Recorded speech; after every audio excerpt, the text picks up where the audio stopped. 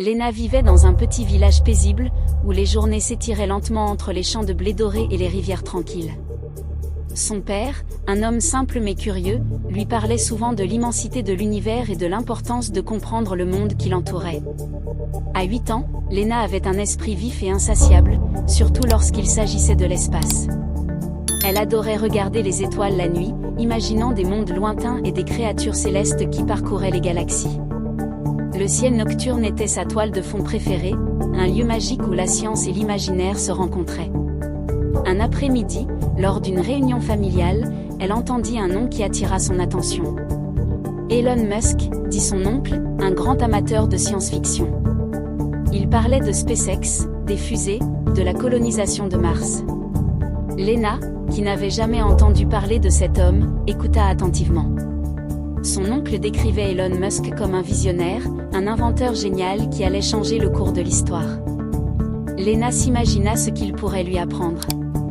Il doit savoir des choses incroyables sur l'univers et la science, pensa-t-elle. Mais une question persistait dans son esprit, et qu'en est-il de Dieu ? Quelques semaines plus tard, alors qu'elle était plongée dans ses pensées, une enveloppe arriva par courrier. C'était une invitation personnelle. Le nom imprimé sur l'enveloppe était celui d'Elon Musk. À l'intérieur, une carte d'invitation en lettres dorées annonçait une conférence de SpaceX. Ce n'était pas une simple conférence, mais un événement rare où Elon Musk rencontrerait des personnes du monde entier pour discuter de ses projets.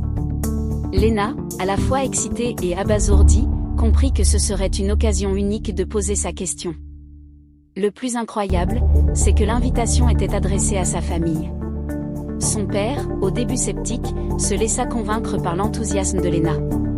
Il savait que cette opportunité était un événement exceptionnel. Ils prirent donc un train à destination de la grande ville, impatients de vivre cette expérience hors du commun. Lena, cependant, ne pensait qu'à une seule chose: j'aurai l'occasion de poser ma question à Elon Musk. Elle se sentait un peu nerveuse, mais aussi déterminée. Il doit avoir une réponse à ma question sur Dieu et l'univers. Chapitre 3, la question. La nuit avant la conférence, Lena resta éveillée, son esprit agité. Elle repensa à tout ce qu'elle savait déjà sur la science, la foi, et ce que sa mère lui avait appris sur Dieu. D'un côté, elle avait appris que la foi était une source de réconfort et de sens, une connexion avec quelque chose de plus grand, un amour universel. De l'autre côté, l'école lui enseignait des faits scientifiques, l'origine de l'univers, les lois physiques qui gouvernent tout, la naissance des étoiles. Mais elle ne comprenait pas comment ces deux mondes pouvaient coexister. La question qu'elle avait en tête depuis des mois se dessina clairement dans son esprit: Elon Musk croit-il en Dieu ? Ce n'était pas une question naïve, mais une question qui venait du fond de son cœur, une interrogation sincère. Lena savait que la science pourrait lui expliquer beaucoup de choses, mais la foi semblait échapper à la logique. Elle n'était pas sûre si Elon Musk serait la personne qui pourrait concilier les deux, mais elle était déterminée à essayer. Le grand jour arriva enfin. Lena était assise dans une grande salle, entourée d'adultes qui parlaient tous de SpaceX et de ses projets de colonisation martienne. Il y avait des ingénieurs, des scientifiques, des entrepreneurs, mais Lena, elle, n'était intéressée que par une seule personne, Elon Musk. La scène était imposante, avec des écrans géants montrant des images de fusées en plein vol et des modèles de vaisseaux spatiaux. Lorsque Musk monta sur scène, un silence respectueux s'installa. Il était vêtu de son costume noir, simple mais élégant.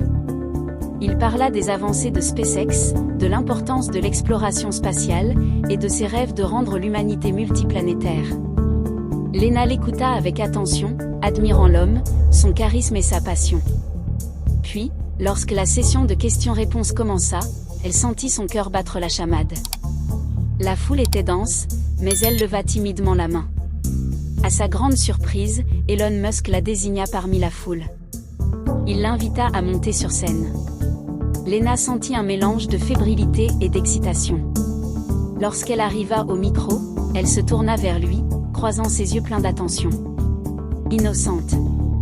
Avec une voix un peu tremblante, mais résolue, Lena posa sa question: Monsieur Musk, croyez-vous en Dieu ? Il y eut un silence instantané dans la salle. Beaucoup de regards se tournèrent vers elle, surpris par la profondeur de la question venant d'une si jeune fille. Elon Musk la regarda attentivement, ses yeux analysant la situation, cherchant la meilleure manière de répondre. Après quelques secondes qui semblèrent durer une éternité, il prit une profonde inspiration et répondit. C'est une question complexe, Lena. La science cherche à expliquer l'univers à travers des faits, des preuves et des lois naturelles. En tant que scientifique, je crois que l'univers suit des règles que nous pouvons découvrir, comprendre et utiliser pour faire avancer notre civilisation. Cependant, cela ne veut pas dire que la science a toutes les réponses. Certaines choses échappent à notre compréhension. Il y a des questions plus profondes sur l'existence, la signification de la vie, et la nature de l'univers, auxquelles la science ne peut répondre. Lena écouta attentivement. Ce qu'il disait avait du sens, mais cela ne résolvait pas sa propre confusion. Il parlait des lois naturelles, mais n'avait pas de réponse définitive à la question de Dieu. Elle se sentit à la fois rassurée et perturbée. Musk continua, « La vérité, c'est que chacun de nous doit trouver sa propre voie dans cette quête. La science et la foi peuvent coexister, mais chacune apporte quelque chose de différent. » Lena redescendit de la scène, la tête pleine de questions. La réponse d'Elon Musk ne la satisfaisait pas complètement, mais elle laissait entrevoir quelque chose de plus vaste, de plus complexe. Pourquoi avait-il parlé de la science et de la foi comme deux choses qui pouvaient coexister, mais sans vraiment les relier? Lena avait toujours cru que la science et la religion étaient opposées, mais peut-être n'était-ce pas le cas. Cependant, elle avait besoin de plus de clarté. La recherche de la vérité, pour elle, ne faisait que commencer. Elle passa la soirée à réfléchir, perdue dans ses pensées. Le retour à la réalité, après une telle expérience, semblait difficile. Mais en même temps, elle sentait qu'elle avait franchi une étape importante dans sa quête de compréhension. Les jours qui suivirent, Lena se retrouva à jongler entre les réponses scientifiques qu'elle recevait à l'école et les enseignements religieux de sa mère. À chaque occasion, elle se demandait comment ces deux mondes pouvaient se rejoindre.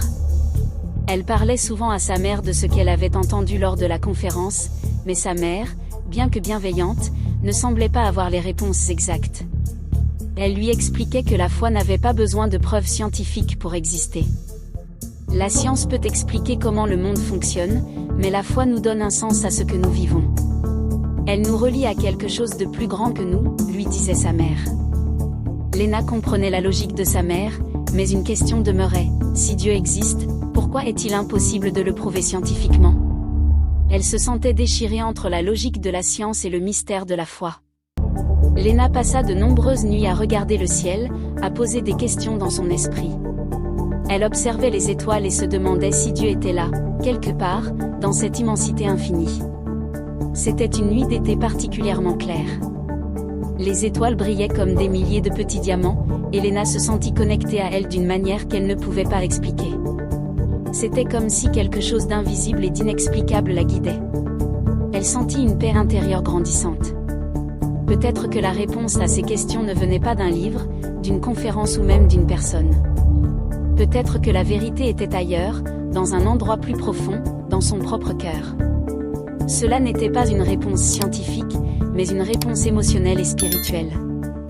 Les jours passèrent, et Lena se rendit compte que cette sensation de paix était ce qu'elle cherchait depuis toujours. Elle parla avec son professeur de sciences, mais il se contenta de lui donner des explications rationnelles sur les galaxies, les trous noirs et l'origine de l'univers. Bien que fascinante, cette réponse ne comblait pas ses questions existentielles.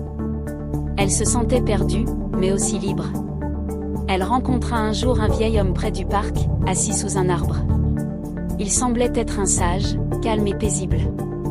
Il la salua et l'invita à s'asseoir près de lui. Curieuse, Lena lui posa la même question qu'à Elon Musk, « Croyez-vous en Dieu ?» Le vieil homme sourit. « La question n'est pas de savoir si Dieu existe, mais de savoir ce que tu ressens dans ton cœur. Dieu n'est pas une réponse que tu peux trouver dans un livre.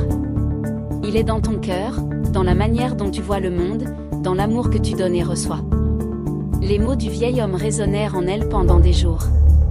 Ce n'était pas une réponse rationnelle ou scientifique, mais une réponse spirituelle. Peut-être que la vérité n'était pas une chose à comprendre intellectuellement, mais à ressentir. Lena se sentit prête à embrasser cette idée. Elle n'avait pas besoin de comprendre tout l'univers ni de trouver une réponse unique. La recherche elle-même était d'un voyage précieux, un voyage qui ne finirait jamais. Lena décida alors de partir à la recherche de réponses à travers la lecture, les discussions, mais surtout l'introspection. Elle ne cherchait plus à comprendre de manière rationnelle, mais à se connecter à ce qui résonnait en elle. La science, avec ses explications détaillées, et la foi, avec sa connexion spirituelle, pouvaient toutes deux être des sources de lumière dans sa vie. Mais elle savait maintenant que la vraie réponse résidait dans la manière dont elle vivait, ressentait et aimait. Lors d'une soirée particulièrement calme, alors qu'elle contemplait les étoiles, Lena eut une révélation. Les étoiles ne brillaient pas simplement en tant qu'objet physique dans le ciel, elles symbolisaient quelque chose de plus grand, une énergie, un mystère. Elle se sentit à la fois petite et infinie. Tout se connectait. C'était peut-être cela, la vérité, il n'y avait pas une seule réponse, mais une multitude de façons de voir et de comprendre.